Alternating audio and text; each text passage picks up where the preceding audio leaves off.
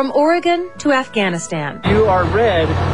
Engage the target. Tonight, a rare look at the mission facing hundreds of local soldiers. It's pretty dangerous out there. We show you what members of the Oregon National Guard are up against and the ways they are helping to improve the lives of people living in a war-torn country. If we can help them, then I just think it's a really worthwhile effort. This Fox 12 special report, Stories from the Front, is presented by Shiloh Inns.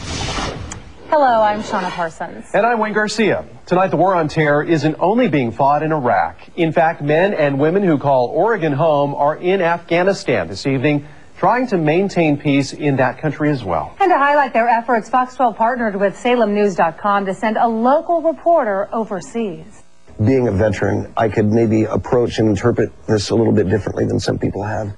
Tim King lived with the National Guard and sent back several stories via the internet documenting his time in Afghanistan. Tonight we begin with his arrival at base camp. On the ground in Bagram, Afghanistan, I was fortunate to catch a ride to Camp Phoenix in Kabul, about 70 minutes away. This was my initial destination, the home of the 41st Combat Brigade of the U.S. Army, and home, for now, to many soldiers from the Oregon National Guard. For some reason, the convoy is stopped due to whatever thing, and you are red. Engage the target. These soldiers were a mix of new arrivals and returning troops. Some had been on leave, others showing up for their second tour in Afghanistan. The trip to Camp Phoenix in Kabul over an extremely rough road, one considered to be among the better routes in this Islamic country. Reactions from the Afghan citizens who live along this road offered my first impression of the people here, and almost all seemed to have a smile or a thumbs up for the heavily armed American military forces here. The base at Kabul is comprised of a multinational coalition group hailing from many nations, including France, Britain, Canada, and South Korea. The roads we traveled were the same used by Soviet troops in the 1980s, yet the mission of the Americans in other countries is of a completely different nature. The roads are tight and accidents are not uncommon, but it was a successful journey with no hostile encounters. Had there been, the troops riding in the truck with me had their M16s locked and loaded, and gunners and Humvees leading and trailing the convoy were prepared to respond. Well, many say being prepared while on the road is especially important in this war. That's because driving trucks and military rigs is the most dangerous job a soldier can have. They're planning to target VIP convoys, so keep your eyes peeled for IEDs. You need to look for vehicles with one person in them who's clean-shaven, driving erratically, and the vehicle's off-center, off-balance. Explosive devices are responsible for killing and injuring many American soldiers, but members of the Oregon National Guard have one major advantage: armor. Everything's fully armored. Our systems, the IBA, our bodies, and our vehicles are completely up armored. I would say we're almost at 100%. Most military drivers in Afghanistan move quickly while traveling on the roads. Less time means less exposure and a reduced chance of being attacked. And one interesting note, before the war in Afghanistan, we were told the most dangerous job belonged to the infantry soldier. Still, being an American in a hostile environment can be difficult no matter what your job.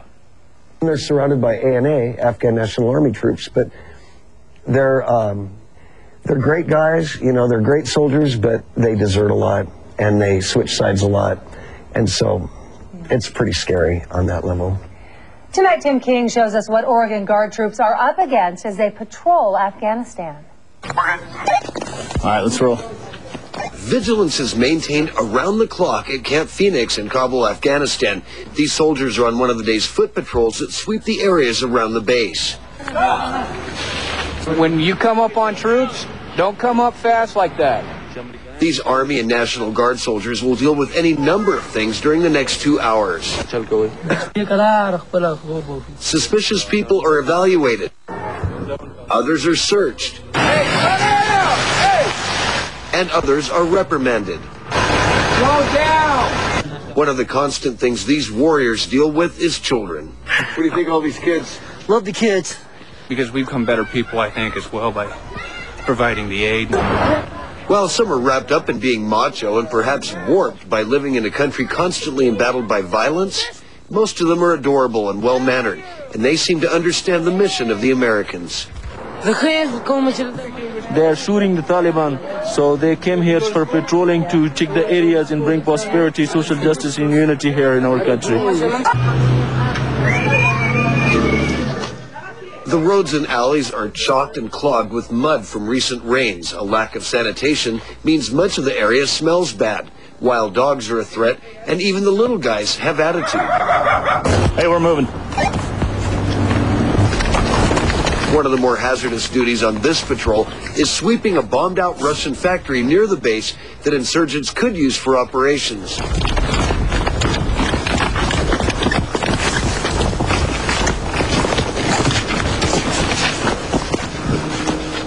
It's a place where they have been located with weapons. Go, go, go.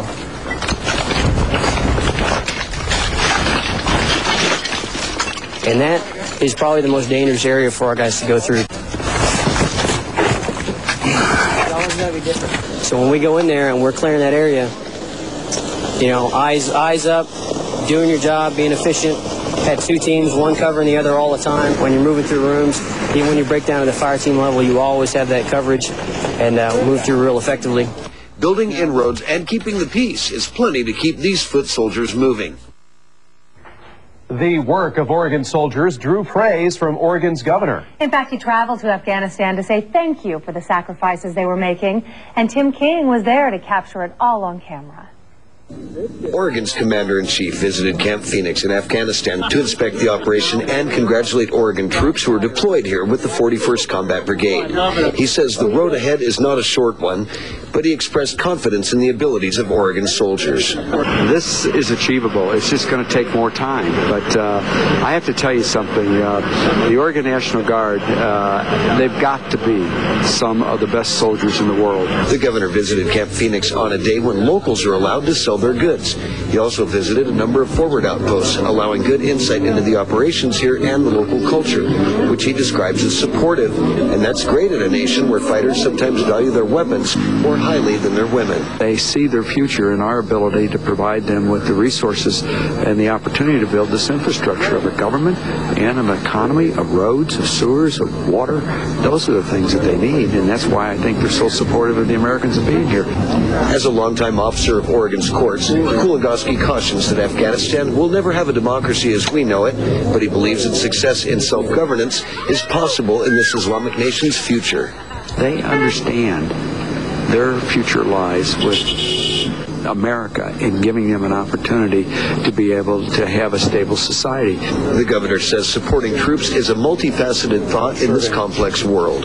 I want Oregonians to understand that this conflict here in Afghanistan is more than just about the soldiers who are fighting it and their wives or children or their moms or dads. It's about all of us, and all of us has to have a sense that we're part of this, and it's a sense of shared sacrifice, that this is something that will benefit us all.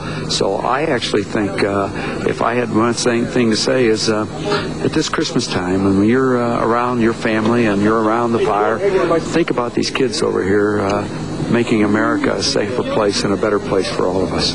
Governor Kuligoski had dinner with the president of Afghanistan while visiting, and he says that left him with the feeling that the work here is indeed progressing. Of course, those serving overseas spend months away from their families and friends, but thanks to technology, soldiers can keep in touch. They have the small cameras that mount on their laptops, and they actually have face-to-face conversations with their children. One guy that I talked to, every single evening he would be on there wishing his boy a good day for school. And although they aren't home-cooked meals, King reports the military works to keep soldiers well-fed. These are the staples of U.S. troops in Afghanistan. 3 times a day, civilian employees from a company called KBR prepare meals and feeds hundreds of soldiers, sailors, airmen, and Marines. That's not to mention the soldiers from other coalition countries. It's fresh, food is fresh, and good, completely good. It's a big job, and most of the American reviews are favorable. The choices are many, and everything is served in a cafeteria-style setting. Hey, it's great. I love it. It's difficult always to go ahead and get the right kind of foods to the troops forward. They do a good job. For some that have been here for several months, the revolving food lineup does get a little monotonous with a somewhat limited supply some days. Of course, nothing compares to what Mom can make back home. I miss home cooking. This, it ain't food. I'm not sure what this is, but it works for now. But But all things considered, it is hard to complain about 3 square meals with variety in each day's menu. As far as nutritional value goes, families at home can rest assured that their loved ones are getting adequate sustenance in their diet. You cannot ask for nothing better. They work very hard and they make the best good menus according to what they get. We have the sandwich bar, which is just as good as any cold cut sandwich bar back at home, with ham and turkey and things like that, tomato, all the vegetables. You've got salads and vegetables here. If the soldiers willing to watch their own diet, they can do it here. So I really appreciate what they've done on that. While most meals are consumed in the dining facility, food can also be prepared to go. That can be an important factor with the ever-changing schedules here at Camp Phoenix. And soldiers and others who are constantly on the move are ensured that even those with the tightest schedules don't go hungry. And just like food is a staple of home, so is a bit of snow. Coming up, how this surprise winter storm brought some much-needed cheer to our men and women overseas. Plus, traveling a snow-covered road to bring relief to people in need. We'll show you how Oregon troops are working to help the Afghan people. This Fox 12 special report, Stories from the Front, is presented by Shiloh Inns, affordable excellence. You're watching. Being a member of the Oregon National Guard is a part-time job for many. In fact, when called up to serve, they leave behind their family and friends and even take a break from their current jobs. They're the people that we, see at the grocery store, at the bank, at the service station, at the construction site, or maybe at our news job, whatever. They bring such an elevated presence to the whole operation. But as Tim King found out while in Afghanistan, it's their lives back home that make them so good at what they do overseas. The military base at Kabul, Afghanistan, Camp Phoenix, will be a central area during my time here, and for many members of the Oregon National Guard, a permanent duty station. 2 of the soldiers I traveled to the Mideast with are officers attached to the JAG Corps. Captain Sean O'Day and First Lieutenant Nick Paulson will serve an instrumental role in the legal operations of the 41st Combat Brigade. I'll be trial counsel, so whenever somebody messes up, does something they probably shouldn't have done, I'll be the lawyer that helps the commander through the military justice process. O'Day says soldiers who violate the law are an extreme minority, but the Army still must maintain guidelines and policies to ensure that the mission is successful and legal. Captain O'Day will also be responsible for giving legal advice to commanders in their course of operations. He says that aspect will be very similar to his role in Salem, where he frequently gives legal advice to members of the City Council. It's remarkable how much my city job as the Deputy City Attorney is similar to what I do here for the military. Portland Attorney Nick Paulson will also assist the military with the experience of his legal career, but he says his biggest hope is to help the Afghan people. Understanding that Afghanistan's been at war for over 25 years and has been devastated, and if we can help them, then I just think it's a really worthwhile effort. And while O'Day and Paulson make sure the rules are followed, other individuals like Thomas Slaughter are there to ensure that the overall education process for soldiers is open and ongoing. I know there was that spat a while with Kerry's comment about the soldiers being uneducated, but I can tell you that we've got soldiers out here that are working on master's degrees. We've got soldiers out here that are working on their bachelor's and associate's degrees. Slaughter says that, in his opinion, those who serve in the military are frequently more worldly and educated than their civilian counterparts. And while that is a big help for the future, it is especially helpful for them now. From giving legal advice to helping rebuild a hospital in Afghanistan, troops from the Northwest are doing all they can to help those in need and win the hearts of people in a war-torn city. Here again is Tim King. Hello, how are you? U.S. troops in Afghanistan have taken on a number of projects with their spare time, and one that is close to the hearts of many is the restoration of Independence Hospital in downtown Kabul. Well, thank you.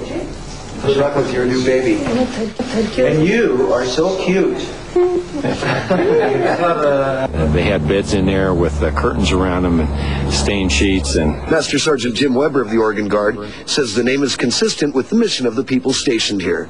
Over here, there's 20% of the kids die before they're 5 years old.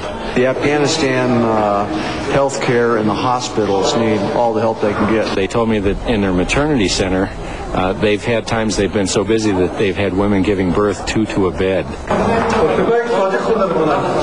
The hospital is a place where people of all ages seek medical care, and one of the few locations where women give birth with the assistance of doctors and midwives.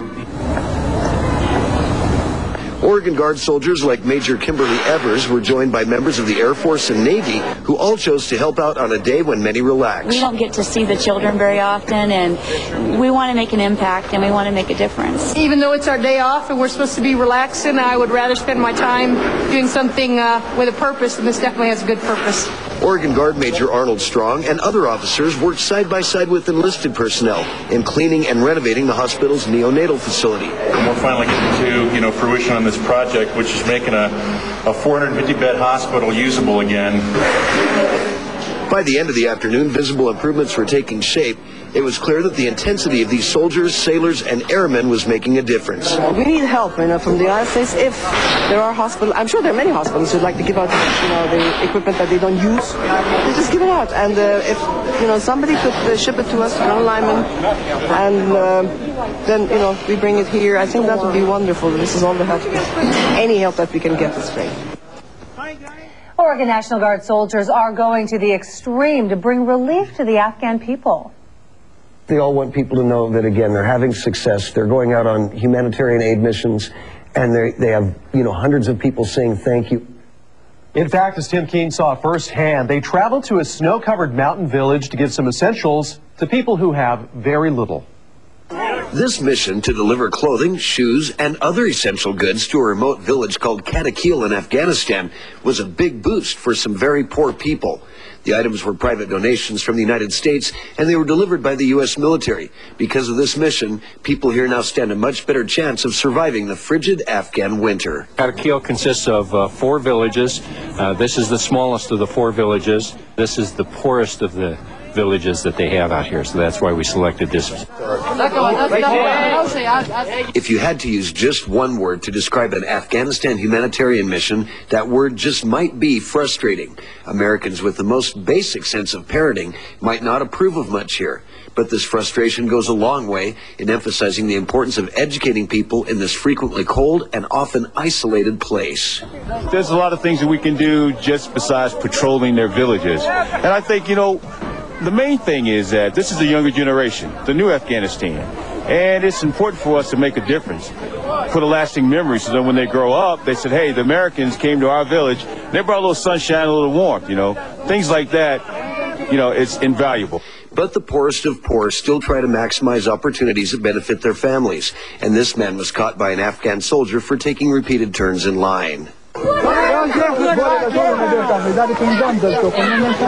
It's, a fact that to go forward you have to look at the past.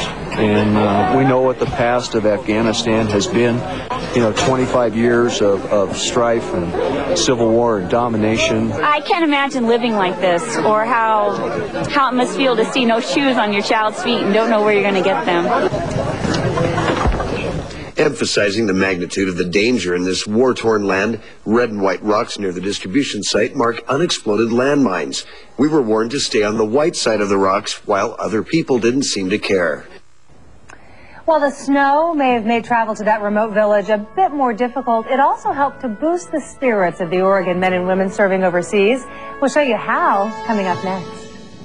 This Fox 12 special report, Stories from the Front, is presented by Shiloh Inns, Affordable Excellence. Stories from the Front is brought to you in partnership with SalemNews.com. Severe weather has had a big effect on wars throughout history. But the effect it's having on the war on terror is different. In fact, as Tim King shows us, a fresh snow is boosting the spirits of troops serving so far away. A different kind of battle raged inside the gates of the American military base at Kabul, Afghanistan. It's one that's bringing winter cheer and no casualties. It's like a big playground. It's a winter wonderland in Afghanistan. The troops say they needed this, a break from the seriousness of war, where a soldier was graded by the size and accuracy of their snowball. Suddenly, they were all like a bunch of kids. I took cover behind a row of Humvees. Word was out that the guy with the camera on his shoulder was worth 100 points. No medics were needed, even though they were right in the line of the other team's fire. Oh, it was a group effort. I think everybody split up into their opposite teams, but I think we were victorious. We're the heroes. Remember that Charlie Med right here? Yeah, that's right. Charlie Med. All these guys right here. For a few minutes, all that counted was fun. It was a toss-up. One side against the other. It was a pretty good even match. We had fun. But soon machines came through and removed the team's ammunition. They had to call it quits for the night. Then the Oklahoma Guard decided to keep up the holiday spirit in another traditional way. Hey, when are you guys putting a star on? You have a star, don't you? No, we're kind of traditional. It's really pretty out here. It makes it kind of look more like home instead of where we're at, so it's not bad. The snow took the troops by surprise, and news that it would last for the coming days accompanied the setting sun. But most of these soldiers say Jack Frost won't be bringing the blues to Camp Phoenix. We're very good about keeping our eyes on each other, looking out for each other, making sure everybody's okay, always doing the pat on the back. You know, spirits are really high here, and that helps. I think, you know, part of it is people believe in why we're here. And I think that really helps. The snow around Kabul, Afghanistan lasted about 4 days. To view more stories from the front, log on to our website at kptv.com. That does it for us tonight. Thanks for watching this Fox 12 special report. Good night. Thank you for watching this Fox 12 special report, Stories from the Front, which was presented by Shiloh Inns. Past its expiration date?